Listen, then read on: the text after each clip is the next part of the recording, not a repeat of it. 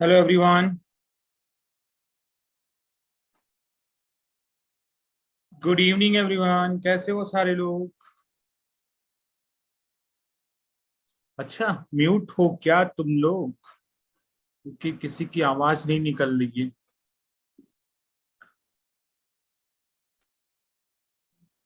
Sir जी नमस्ते।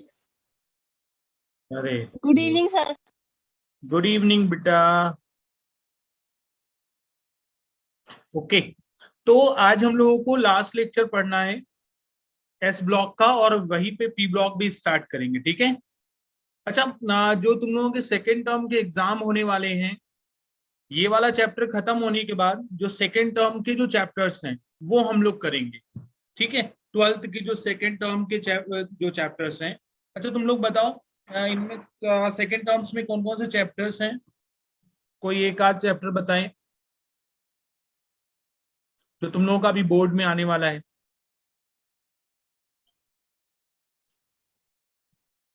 ज्योति,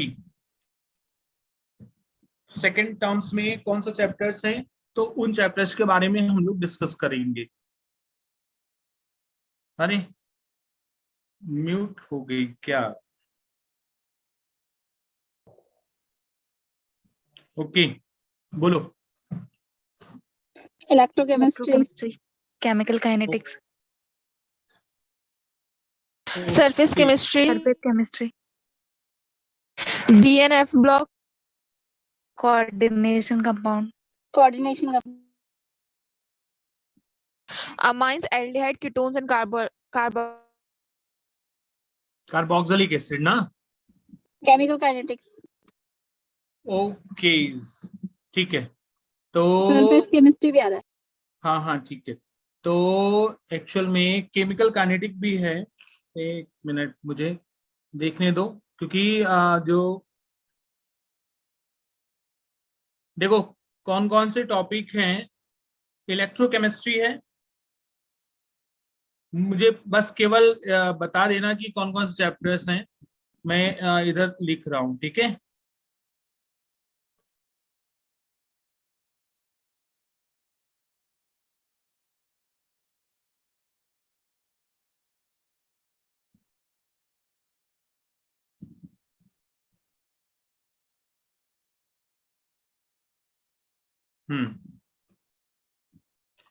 एक minute बच्चे लोग, क्योंकि आगे के प्लानिंग जो है ना, यही चैप्टर्स खत्म करते हैं पहले, है ना? तो ऐसा है, इलेक्ट्रोकेमिस्ट्री ये वाला चैप्टर है शायद 13 मार्क्स का। Chemical kinetic,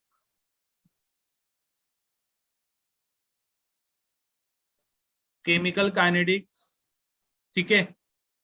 DNF block element, coordination compound,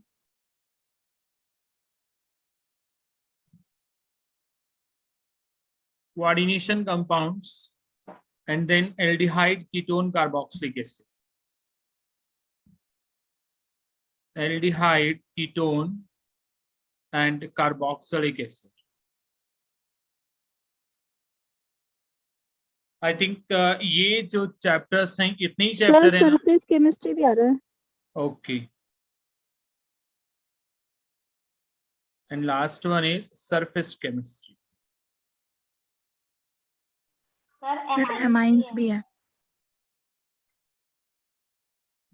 amines,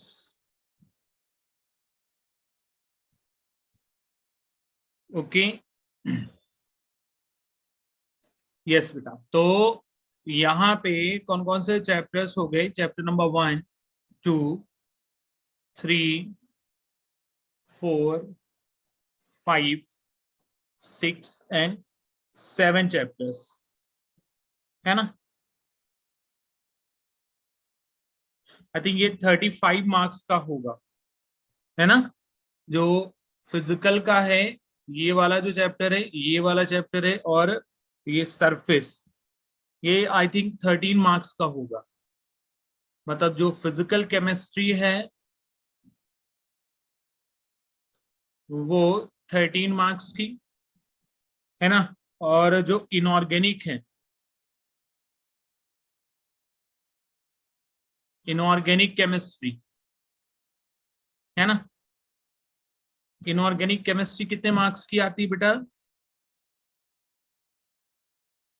ये वाला जो चैप्टर है इनऑर्गेनिक का, ये है और ये, ठीक है, 9 मार्क्स की, ठीक है। और एल्डिहाइड, कीटोन, कार्बोक्सिलिक एसिड, ये जो भी ऑर्गेनिक वाले टॉपिक हैं ये है, और ये अमाइंस, मतलब ऑर्गेनिक के जो टॉपिक है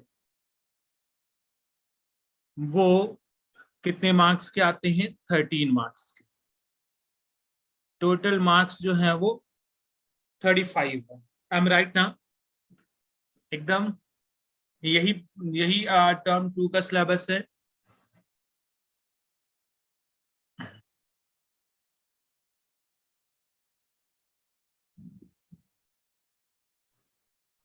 बच्चे लोग प्लीज आंसर मी, यही टर्म 2 का सिलेबस है ना?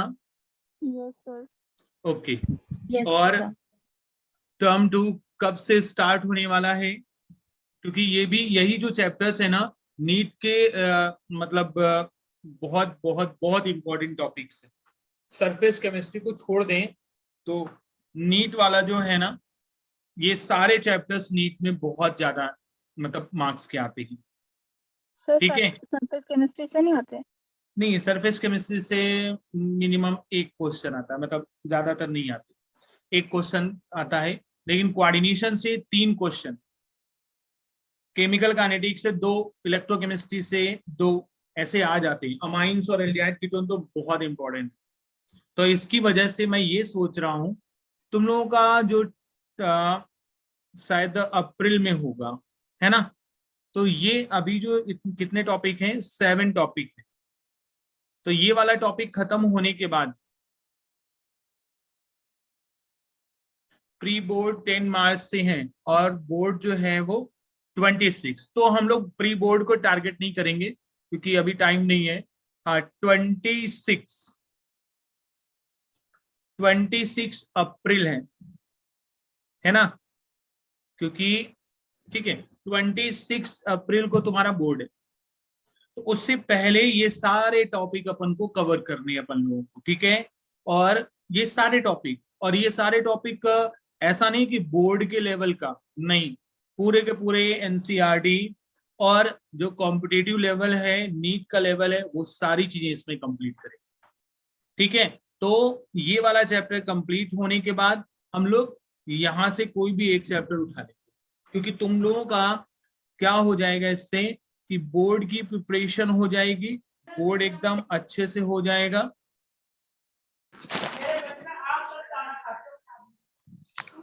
है ना, बोर्ड अच्छे से हो जाएगा। और जो नीट में हाई वेटेज वाले चैप्टर्स हैं वो भी तुम्हारे कवर हो जाएंगे। इनसे 2 चीजें मतलब अच्छी हो जाएंगी तुम लोगों के लिए, ओके। यार बच्चे लोग, ओके सर। ठीक है। तो पहले तो ये चैप्टर जो जितना बाकी था उसको कंप्लीट कर लेते हैं।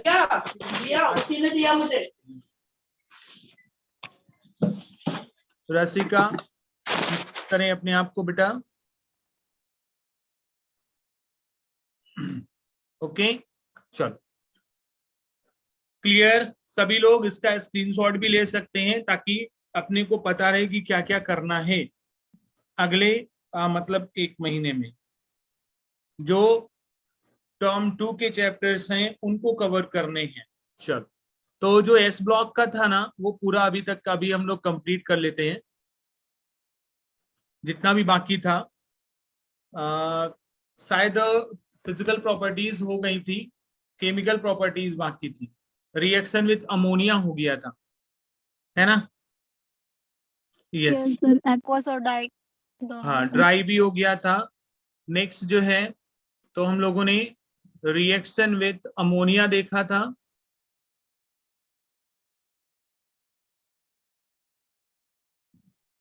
अमोनिया कौन सी फॉर्म का? एक्वस, है ना, जहां पे क्या बनता था? Ammoniated electron. और नेक्स्ट ब्लू हम रंग का। देखा था रिएक्शन विथ ड्राई अमोनिया, है ना। तो एक एक रिएक्शन लिख देते हैं ताकि पता चल जाए M जो है उसकी reaction X plus Y NH3 के साथ करते हैं। ओके, तो क्या बनता है, M जो है NH3X और इधर क्या हो जाएगा 2 प्लस, और एक इलेक्ट्रॉन आता था 2 इलेक्ट्रॉन, और इसमें क्या आता था, अमोनिया आता था Y टाइम्स। इसी को बोलते थे बेटा अमोनिएटेड इलेक्ट्रॉन, याद है ना। और ड्राई के साथ अगर रिएक्शन कराते थे तो कोई भी अल्कलाइन, M3N2। ठीक है, बहुत मतलब सभी लोग पढ़ते हैं तो सारे लोग जवाब दें, ठीक है। ड्राई अमोनिया के साथ तो ये नाइट्राइड बनाएगा, तो M3N2 फॉर्म का नाइट्राइड बनाता है बेटा, और हाइड्रोजन गैस जो होती है वो रिलीज कर, ये हम लोगों ने लास्ट लेक्चर में पढ़ लिया है ना। अब आगे के लेक्चर में हम लोगों को क्या क्या पढ़ना है, सल्फेट्स का फॉर्मेशन करेंगे, जैसे हम लोगों ने एस ब्लॉक में किया था। मतलब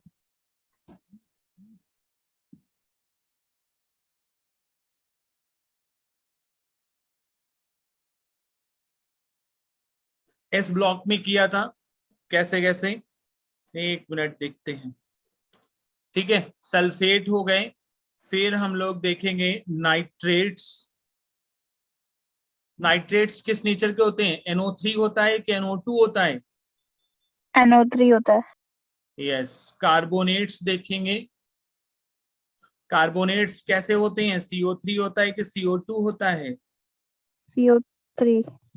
यस CO3 होता है, ठीक है। इन तीनों के बारे में अपन लोगों को बारी बारी से सर देखना। बाइकार्बोनेट और कार्बोनेट के बीच में डिफरेंस क्या है? बाइकार्बोनेट तो HCO3 होते हैं ना, और कार्बोनेट जो होते हैं वो CO3 2- है। Okay, okay sir. चलो तो सल्फेट के बारे में हम लोग देख लें, वही चीज थर्मल स्टेबिलिटी वगैरह हम लोगों ने, है ना। तो सबसे पहले अगर कोई भी अल्कलाइन अर्थ मेटल H2SO4 के साथ रिएक्शन करता है तो M2SO4 बनाता है। क्या बनाता है, M2SO4। अब M2SO4 बनाएगा तो क्या हो सकता है, अगर हमने बोला कि BeSO4, M2SO4 नहीं MSO4, एक मिनट,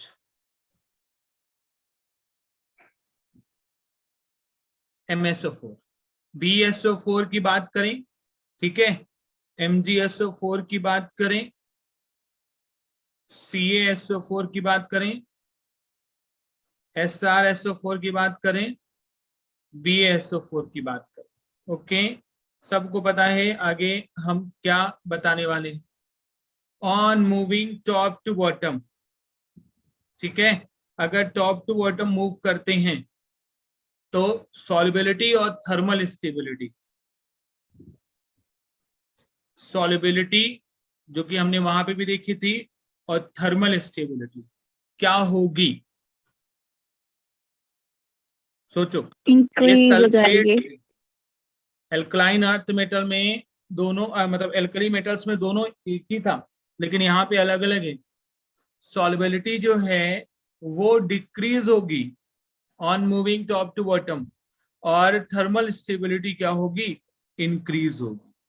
बच्चे लोग, थर्मल स्टेबिलिटी इंक्रीज है, क्यों, क्योंकि ऊपर से नीचे जाते हैं, ये कोवेलेंट नेचर के हैं, तो ये वाला बॉन्ड ज्यादा मतलब स्ट्रांग होता है, तो कम सॉल्युबल होगा। मोर स्ट्रांग बॉन्ड, सॉल्युबिलिटी कम, इसकी वजह से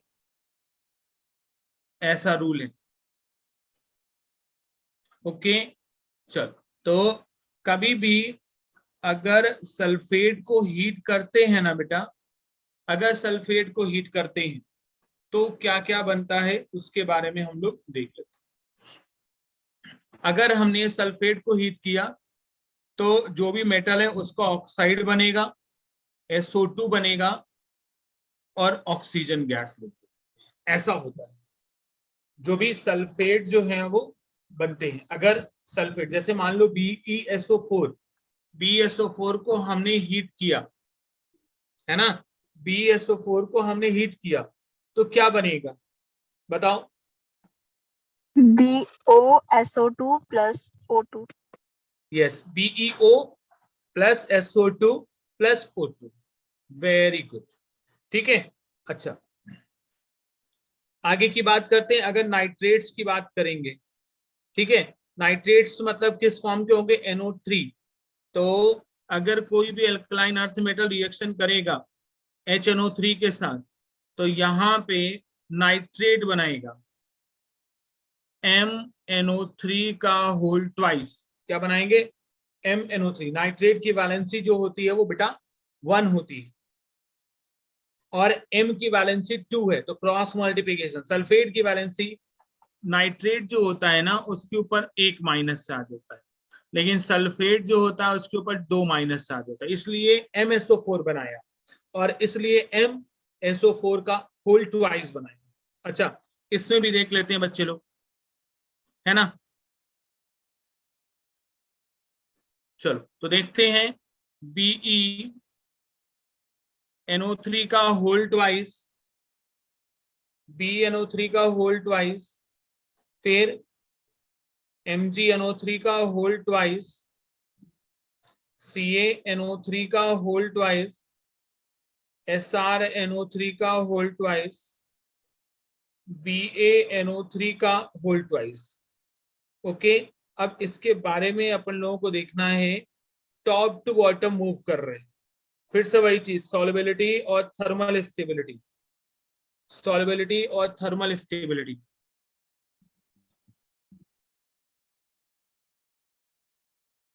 चाहे नाइट्रेट हो, एल्कली मेटल्स में भी हम लोगों ने देखा था कि सारी चीजें सेम थी।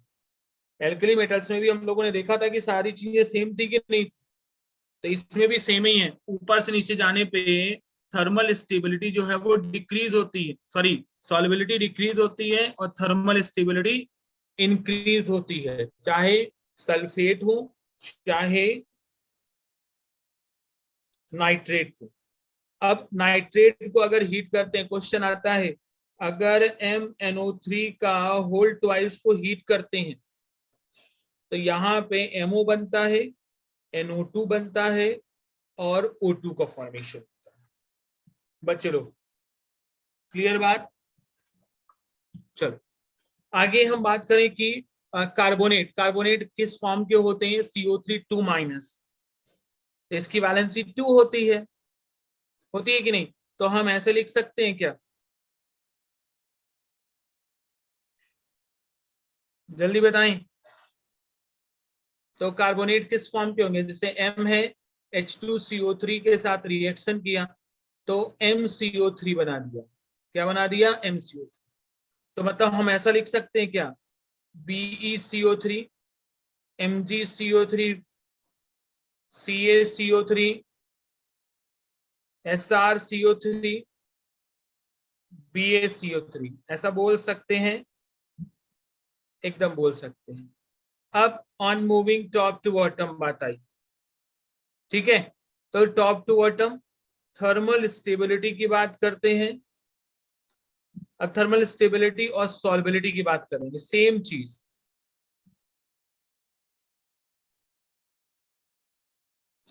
ठीक है, तो क्या होगा? थर्मल स्टेबिलिटी क्या होगी? इंक्रीज होगी और सॉल्युबिलिटी जो होगी वो क्या होगी? डिक्रीज होगी।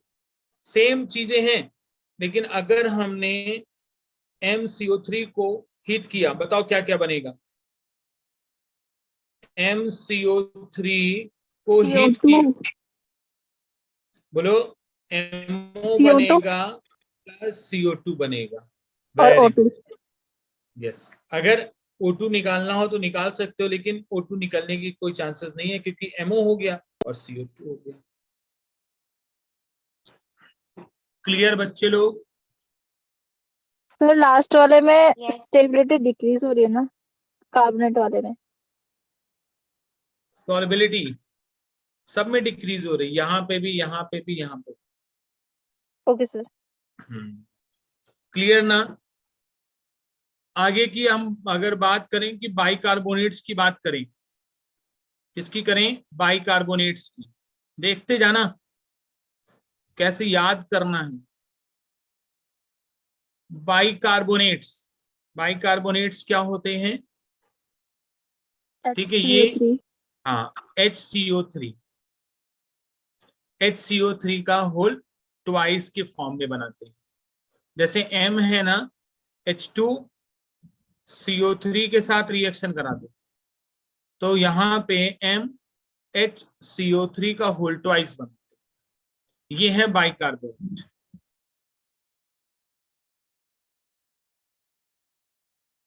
ओके, अब ये बाइकार्बोनेट्स है तो इसको हम कैसे कैसे करेंगे वो देखेंगे।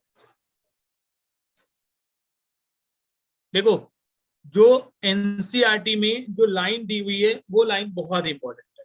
एनसीईआरटी में लिखा हुआ है कि सारे bicarbonates, all bicarbonates exist in solution form. मतलब सारे बाइकार्बोनेट जो होते हैं वो सॉल्यूशन की फॉर्म में एग्जिस्ट करते हैं, सारे बाइकार्बोनेट्स। लेकिन हाँ, अगर बाइकार्बोनेट्स को हीट भी करते हैं, देखो क्या क्या बनेगा बताओ मुझे। बाइकार्बोनेट को हीट करोगे ना तो कार्बोनेट बनेगा, CO2 निकलेगा और H2O निकलेगा, बाइकार्बोनेट्स को अगर हीट करेगी तो। ओके,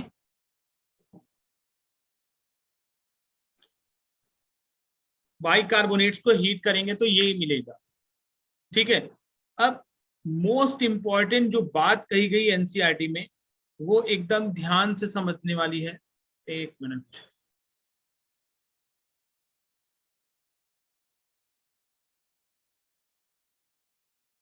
जो भी बाइकार्बोनेट्स है ना वो एक्वस सॉल्यूशन फॉर्म में एग्जिस्ट करते हैं। लेकिन अगर एल्कली मेटल्स की बात करें, जो मोस्ट इंपॉर्टेंट चीज है वो क्या है कि जो 5 बाइकार्बोनेट्स होते हैं, 5 बाइकार्बोनेट्स होते हैं जो सॉलिड फेज में पाए जाते हैं, एग्जिस्ट इन सॉलिड। ये पूछा जाता है कि इनमें से कौन सा बाइकार्बोनेट सॉलिड फॉर्म में पाए जाते हैं, इनमें से कौन सा बाइकार्बोनेट सॉलिड फॉर्म में पाए जाए, तो ये पूछा जाता है क्वेश्चन। तो कौन कौन से हैं? पूरी पूरी इनऑर्गेनिक की बात कर रहे हैं, ठीक है, पूरी इनऑर्गेनिक की। तो सोडियम बाइकार्बोनेट जो होता है ना बेटा, वो सोडियम बाइकार्बोनेट जो होता है वो, और पोटेशियम बाइकार्बोनेट, रुबिडियम बाइकार्बोनेट, ये सब सॉलिड फॉर्म में पाए जाते हैं। सीजियम बाइकार्बोनेट और अमोनियम बाइकार्बोनेट, इतने सारे जो हैं वो किस फॉर्म में पाए जाते हैं? बोलो, सॉलिड फॉर्म में। ये इनकी बहुत खासियत है। अब जैसे बाइकार्बोनेट, जैसे कार्बोनेट्स की हम लोगों ने सॉल्बिलिटी देखी थी ना, जैसे कार्बोनेट्स की हम लोगों ने सॉल्बिलिटी देखी थी, वैसे ही बाइकार्बोनेट्स की भी सॉल्बिलिटी हम लोग देख सकते हैं। Okay, clear? अच्छा, बाइकार्बोनेट्स हो गया। नेक्स्ट कौन सी चीज है? हैलाइड्स के बारे में। ठीक है, नेक्स्ट हम लोग हैलाइड्स के बारे में पढ़ेंगे, मतलब हैलोजन के साथ रिएक्शन। कभी भी एल्कलाइन अर्थ मेटल जो है ना, अगर हैलोजन के साथ रिएक्शन करता है तो MX फॉर्म का बनाता है। किस फॉर्म का? MX2 फॉर्म का। क्यों? क्योंकि हैलोजन की वैलेंसी 1 और इसकी वैलेंसी 2, तो MX2 फॉर्म के बनाते हैं। बच्चे लोग ध्यान से समझते रहना, ठीक है। जैसे भाई BE की रिएक्शन, ठीक है, Cl2 के साथ कर दो तो BeCl2 बन जाए कि नहीं बन जाएगा बताओ? आराम से बन जाता है ना, आराम से। जैसे मान लो कोई भी है, Ca की रिएक्शन Cl2 के साथ कर दो तो CaCl2 बन जाता है। ये सब जो हैं वो इस टाइप के हैलाइड बनाते हैं। ओके, लेकिन हाँ, ये इसमें खास बात BeCl2 के स्ट्रक्चर में है। BeCl2 के स्ट्रक्चर में खास बात है, वो पूछा जाता है, ठीक है। स्ट्रक्चर ऑफ BeCl2, BeCl2, बोलो अगर BeCl2 के स्ट्रक्चर की बात करें तो कैसा स्ट्रक्चर हो सकता है? स्ट्रेट। देखो BeCl2 जो है वो अनस्टेबल है, क्योंकि B के पास 2 इलेक्ट्रॉन आउटर मोस्ट शेल में, और Cl जो है वो एक एक बॉन्ड बना लिए तो 4 इलेक्ट्रॉन हो गए। तो किसी के पास 4 इलेक्ट्रॉन स्टेबल होता है क्या? नहीं। किसी के पास अगर 8 इलेक्ट्रॉन है तो स्टेबिलिटी ज्यादा होती है, तो ये तो सर अनस्टेबल हो 4 गया। इलेक्ट्रॉन कैसे हो गए उसके पास? ऐसा देखो ना, Be है और Cl है, एक बॉन्ड इसके साथ एक बॉन्ड इसके साथ, तो एक बॉन्ड में कितने इलेक्ट्रॉन होते हैं? 2। तो 2 बॉन्ड में कितने होंगे? 4 इलेक्ट्रॉन। ऐसा, तो 4 इलेक्ट्रॉन है तो अनस्टेबल है। तो इसकी जो स्ट्रक्चर है वो बहुत इंपॉर्टेंट, नीट में क्वेश्चन आते हैं। ठीक है, तो इसका स्ट्रक्चर अलग अलग फेज में है। इन सॉलिड फेज, अगर सॉलिड फेज की बात करें तो इसका स्ट्रक्चर कुछ अलग है। वेपर फेज की बात करें,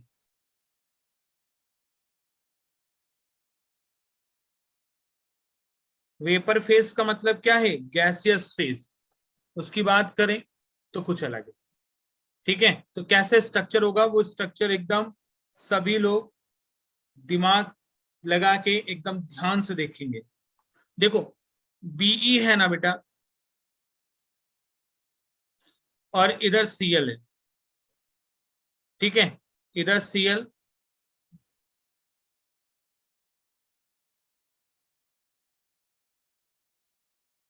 एक Cl इधर लगा, इधर भी B, एक इधर ऐसे ऐसे Cl है।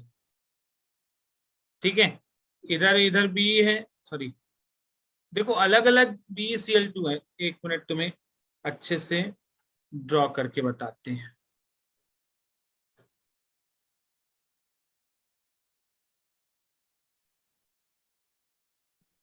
देखो B है Cl2, Cl2, एक और BeCl2, Cl2, ऐसे BeCl2, Cl2।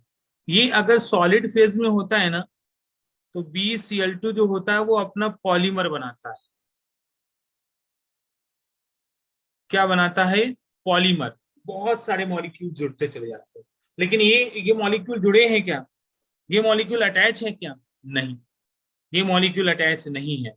तो अटैच कैसे होंगे वो देखो।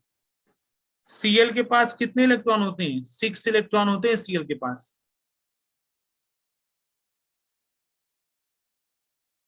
है ना? तो ये तो सब इंडिविजुअल लिखा हुआ है ना, इसको कनेक्ट कैसे करेंगे? कनेक्ट ऐसे करते हैं, ये वाला Cl जो है ना वो इसके साथ कोऑर्डिनेट बॉन्ड बना लेता है, और ये वाला Cl इसके साथ कोऑर्डिनेट बॉन्ड। समझ लो जल्दी से, अलग अलग। ये वाला Cl इसके साथ कोऑर्डिनेट बॉन्ड, ये वाला Cl इसके साथ कोऑर्डिनेट बॉन्ड, ये वाला Cl किसी के साथ कोऑर्डिनेट बॉन्ड, ये वाला Cl किसी के साथ, ऐसे स्ट्रक्चर बनता चला जाता है सीरीज में, पूरे तरीके से बनता चला जाता है। तो सॉलिड स्टेट में ऐसा स्ट्रक्चर होता है। और वेपर फेज में कैसा होता है? अगर सॉलिड फेज में ऐसा है भाई साहब, तो वेपर फेज में कैसा है? वेपर फेज में केवल डाइमर ही बनता है। बहुत बार पूछा गया है कि वेपर फेज और सॉलिड फेज में BeCl2 किस फॉर्म में एग्जिस्ट करता है? तो वेपर फेज में BeCl2 का होल ट्वाइस डाइमर बनाता है, और सॉलिड फेज में क्या बनाता है? पॉलीमर बनाता है। अब डाइमर कैसे बनाएगा वो देखो, 2 मॉलिक्यूल जोड़ने हैं बस। B है, एक Cl इधर अपना, एक Cl इधर, एक B है, एक Cl इधर, एक Cl इधर, ऐसे, है ना? अब इसका कोऑर्डिनेट बॉन्ड बना दो, ये सॉरी इसके तरफ और ये इसकी, हो गया। सॉलिड फेज में, सॉरी वेपर फेज में ऐसा स्ट्रक्चर होता है, सभी लोग समझ लें। अच्छा तुम लोग कोऑर्डिनेट ये केमिकल बॉन्डिंग पढ़े हो तो बताओ, इस वाले बी का हाइब्रिडाइजेशन क्या होगा और इस वाले बी का हाइब्रिडाइजेशन क्या होगा?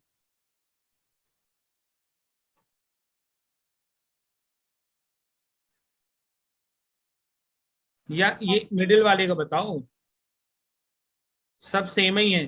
sp3 यस, 1 2 3 4 4 बॉन्ड हैं तो sp3।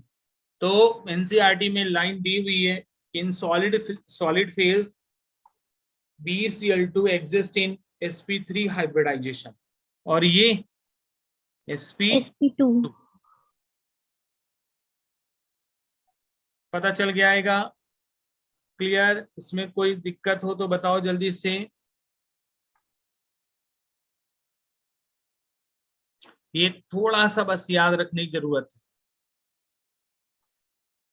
ओके,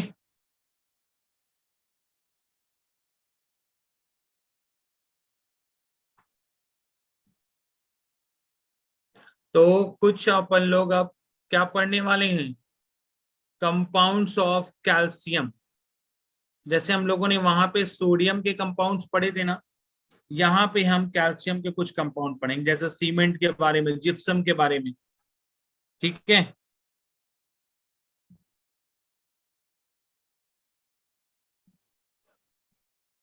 क्या क्या पढ़ेंगे वो देखो। सबसे पहला कंपाउंड है क्विकलाइम। फॉर्मूला CaO,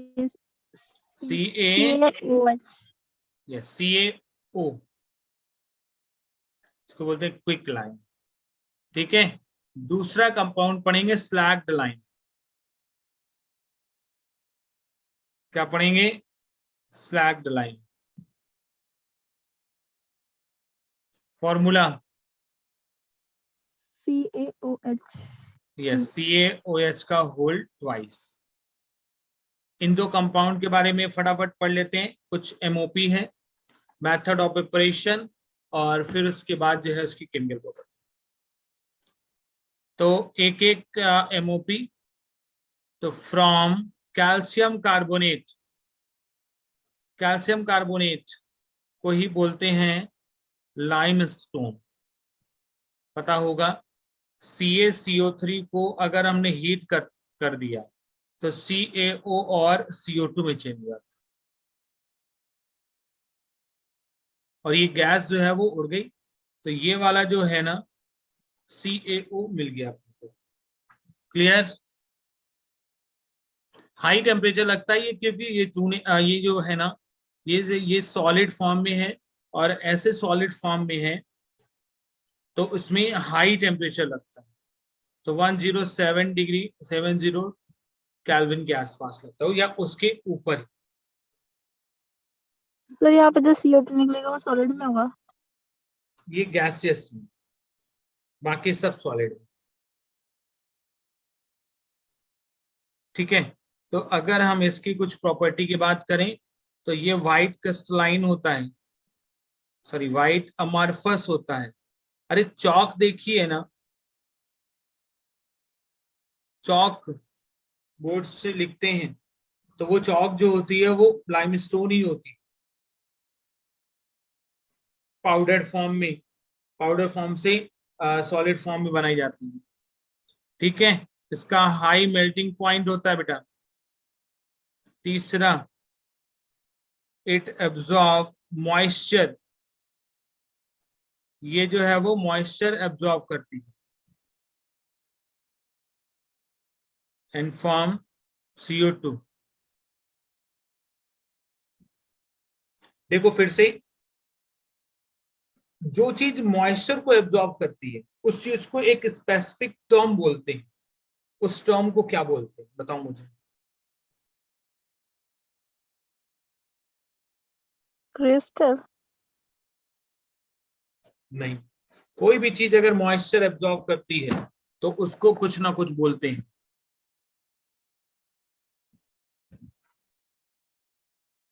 क्या बोलते हैं वो तुम लोग,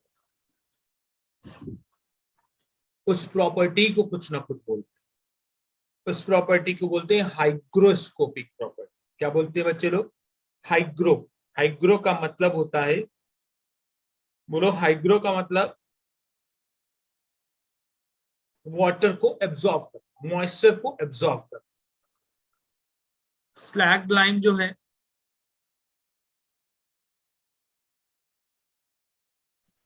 सर ये थर्ड वाला पॉइंट दोबारा से बता दो। बोलो थर्ड वाला पॉइंट दोबारा से बता दो। थर्ड वाला पॉइंट जो है ऐसा बोला जा रहा है कि ये वाटर को एब्जॉर्ब करता है, ठीक है।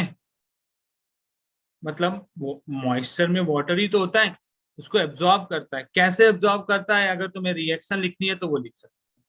CaO जो है उसकी वाटर के साथ रिएक्शन करा तो CaOH का होल ट्वाइस बनता है। क्या बनता है? CaOH का होल ट्वाइस। हो गया। तो ये वाटर को एब्जॉर्ब कर लेता है। तो ये वाटर को एब्जॉर्ब मतलब क्विक लाइम जो है वो किस में कन्वर्ट हो गया? स्लेक्ड लाइम में कन्वर्ट हो गया। किस में कन्वर्ट हो गया? स्लैग। तो इसलिए हम बोल रहे हैं कि ये मॉइस्चर को एब्जॉर्ब करता है। सर ये CO2 को भी एब्जॉर्ब करता है।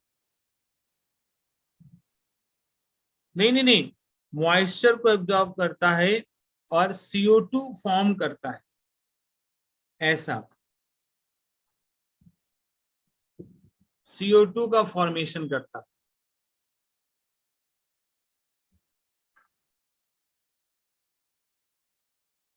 नहीं नहीं नहीं, मतलब इसकी बात नहीं कर रहे, रुको मैं बता देता हूँ।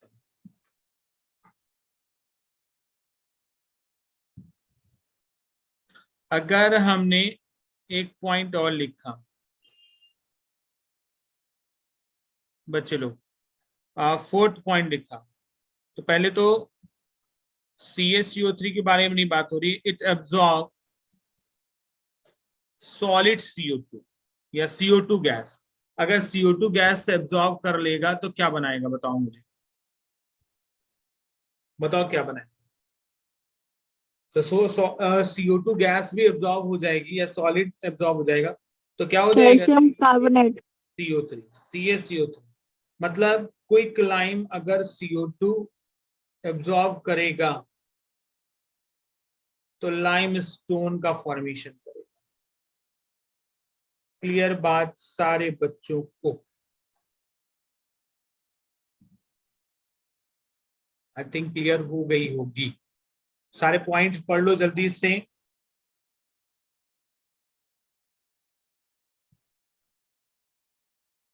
एक आध और रिएक्शन है, कुछ नोट में कुछ पॉइंट हैं, बहुत इंपॉर्टेंट है।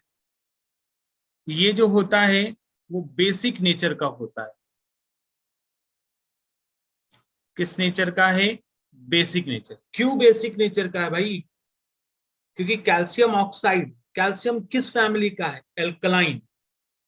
अरे एल्कलाइन क्यों बोला गया? कि इनके हाइड्रोक्साइड, ऑक्साइड, ये सारे के सारे बेसिक नेचर के होते थे, इसलिए इनको एल्कलाइन बोला गया। ओके, तो CaO जो है वो बेसिक नेचर का होता है। अगर CaO की रिएक्शन SiO2 के साथ कर दे तो CaSiO3 बना देता है, सिलिकेट बना देता है। क्या बना देता है? सिलिकेट। ठीक है।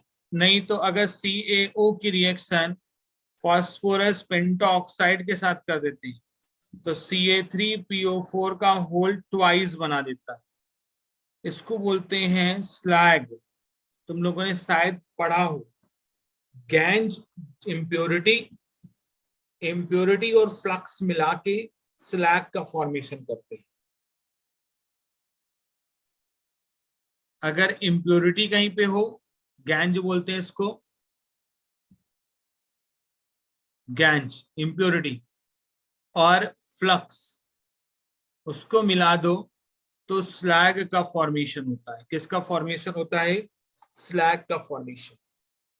इम्प्योरिटी गैंज को फ्लक्स में मिक्स कर दो तो स्लैग का फॉर्मेशन होता है। तुम लोग मेटलर्जी में पढ़ेंगे। तो ये जो है वो जैसे ये फ्लक्स है और ये इम्प्योरिटी है, उसको मिला दो तो स्लैग बन। ओके, ध्यान रखना कि सर ये आपने CaO4 का, गैंग लिखा है, समझ नहीं आया। एक मिनट, इसी को बोलते हैं स्लैग। इसका नाम है थॉमस स्लैग। स्लैग एक तरीके से कंपाउंड्स होते हैं जो इम्प्योरिटी और फ्लक्स मिल के बनते हैं। अब बोलो तुम क्या बोल रहे थे? सर आपने ये गैंग लिखा, नहीं समझ नहीं आया। ये गैंज होता है, गैंज मतलब इम्प्योरिटी। कोई भी चीज होती है, जैसे तुम किसी भी चीज में डस्ट लगी हुई है ना, तो उस डस्ट को क्या बोलेंगे? गैंज बोलेंगे केमिकल लैंग्वेज में। और या तुम ऐसा बोल सकते हो impurity, GANGUE, gangue. Okay sir.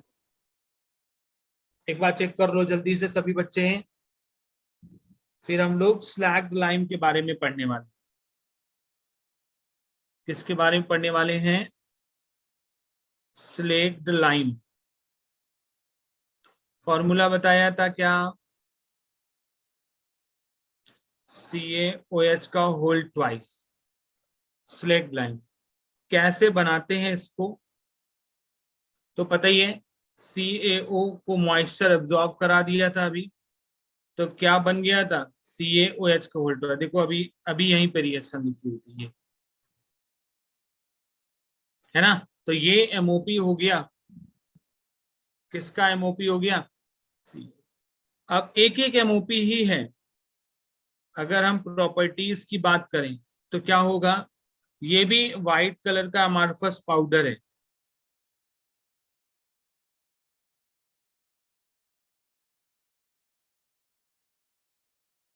दूसरी चीज जो है, aqueous solution, aqueous solution of calcium hydroxide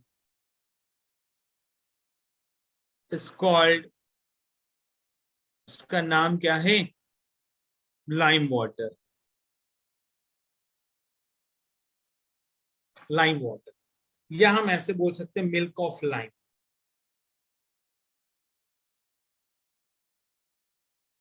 तो हम ऐसा बोल सकते हैं,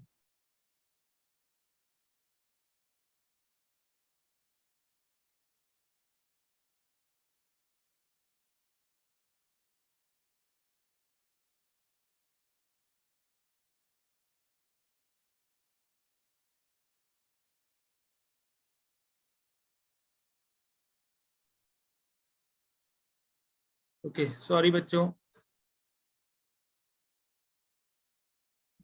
देखो, अरे ये तुम लोगों ने चूना देखा है ना? चूना देखा है ना? CaCO3 वही चूना होता है, और उस चूने में पानी मिला दो, अगर वाटर मिला दो, तो उसका कलर जो हो जाता है वो मिल्की कलर हो जाता है कि नहीं हो जाता? बताओ उस वाटर का। तो उस यस वाटर सर। में मिक्स करने के बाद ये बनता है CaOH का होल ट्वाइस, और इसी को बोलते हैं लाइम वाटर, या ऐसा भी बोलते हैं, उसका नाम है मिल्क ऑफ लाइम। क्या नाम है? मिल्क ऑफ लाइम, या लाइम वाटर भी बोल सकते हो। मिल्क ऑफ लाइम या lime water. Milk of lime मतलब मिल्की कलर का हो जाता है कि नहीं होता चूने का पानी मिल्की कलर का, तो इसलिए इसको बोलते हैं मिल्क ऑफ लाइम। ओके, तो कुछ रिएक्शन है, CaOH का होल ट्वाइस जो है उसको CO2 के साथ रिएक्शन करा दो तो CaCO3 मिल जाएगा।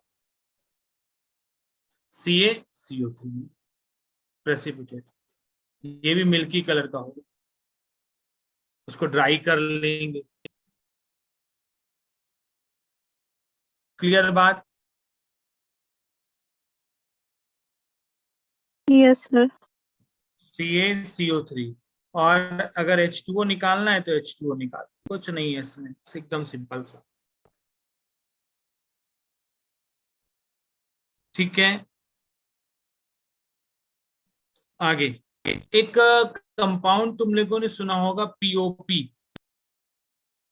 बताओ क्या होता है पीओ? सभी के घरों में यूज हुआ है। Plaster of Paris. Yes, plaster of Paris.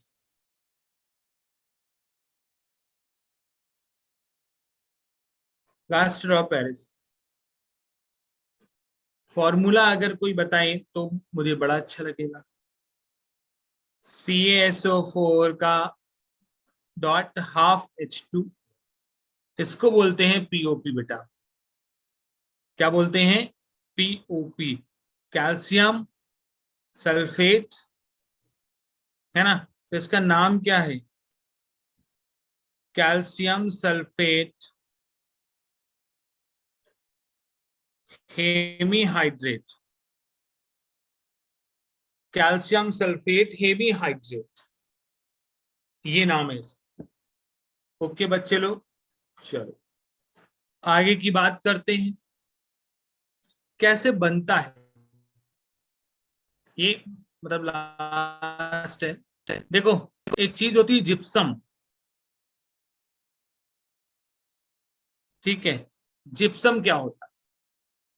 CaSO4.2H2, उसको अगर 100 डिग्री सेल्सियस पे हीट करा दो तो CaSO4 डॉट हाफ H2O बन जाता है। इस कंपाउंड को बोलते हैं जिप्सम और इसको बोलते हैं पीओपी।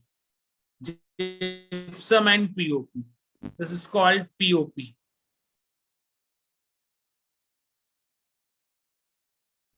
अब पीओपी को 100 डिग्री सेल्सियस के ऊपर टेम्परेचर को हीट कर दिया जाए।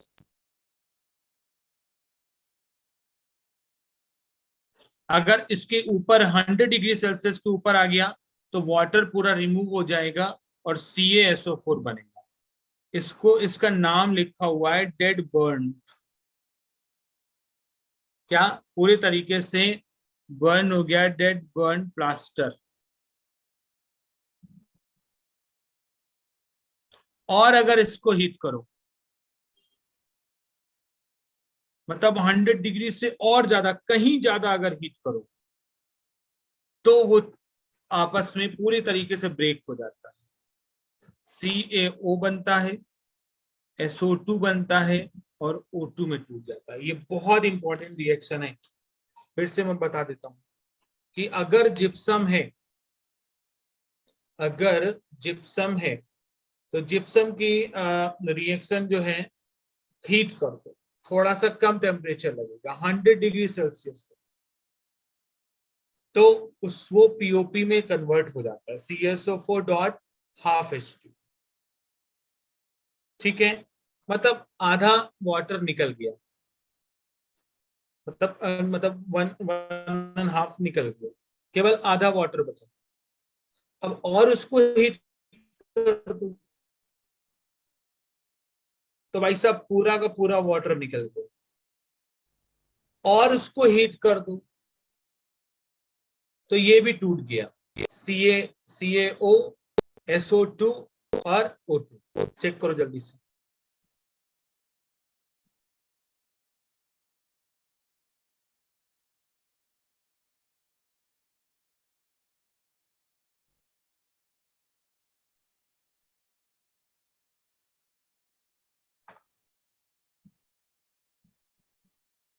बच्चे लोग जल्दी से क्लियर करें, याद करें। जिप्सम से बनता है पीओपी। जिप्सम से क्या बनता है? पीओपी।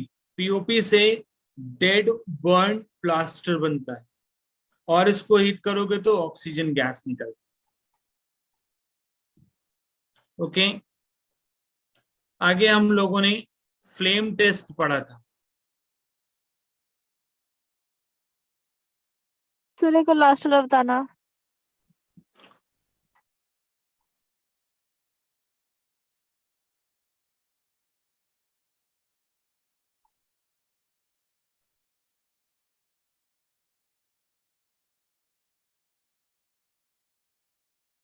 Okay sir. ओके, तो लास्ट में बात करते हैं फ्लेम टेस्ट। तो ध्यान देना, बीई और एमजी, ठीक है, फ्लेम टेस्ट नहीं देते। Do not impart colour. क्यों? क्योंकि इनकी हाई आयोनाइजेशन एंथैल्पी होती है। जब किसी से इलेक्ट्रॉन निकलेगा तब उसके पास अनपेयर्ड इलेक्ट्रॉन आएंगे, कॉम्प्लीमेंट्री कलर देंगे। तो इसकी वजह से हाई आयोनाइजेशन एंथैल्पी होने की वजह से ये जो है वो कलर नहीं देते। जबकि एस ब्लॉक में एल्कली मेटल्स में सारे के सारे कंपाउंड जो है वो कलर देते थे। याद है? सारे के सारे, जैसे लीना सर की रब से फरियादी सब देते थे। हाँ, सी ए की बात आती है, एस आर और बी ए, इनका अलग अलग। इसका कलर जो होता है वो क्रिम्सन रेड कलर है, एस आर का कलर ब्रिक रेड कलर, और इसका कलर जो है वो एप्पल ग्रीन कलर। याद रखना, 3 का कलर। रिवर्स में है C B A, C B A, C for crimson red, B for brick red, A for apple green. Check करो जल्दी से सारे बच्चे ये।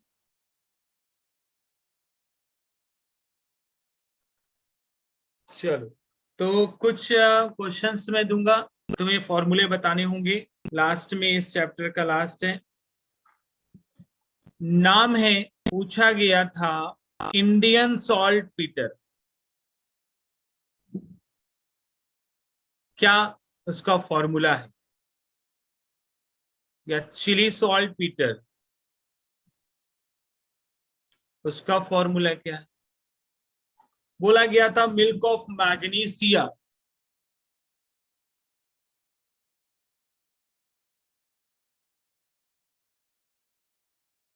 Milk of magnesia. अच्छा, तुम लोग बताते रहो भाई, एक आध फॉर्मूला तो आ रहा होगा ना। कैसे करते हो? कास्टिक सोडा नहीं, कास्टिक पोटास नहीं, पीओपी। हाँ, ये तो बता दो भाई। CaSO4 half water molecule. Yes, gypsum, ये बता दोगे? CaSO4 2 molecule of water. Yes, dead burn plaster. ठीक है,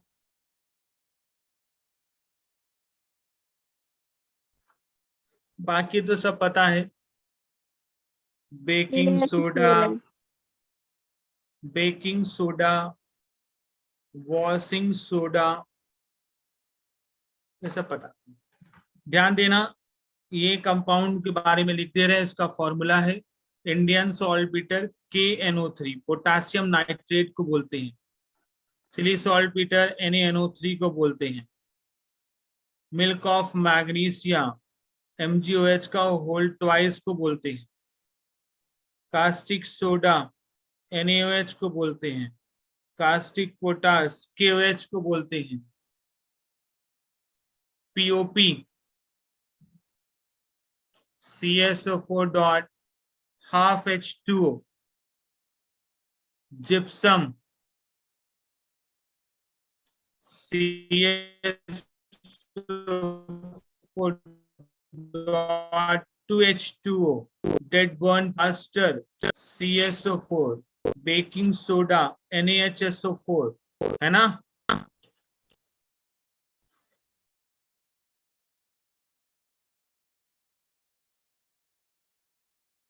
जल्दी करें।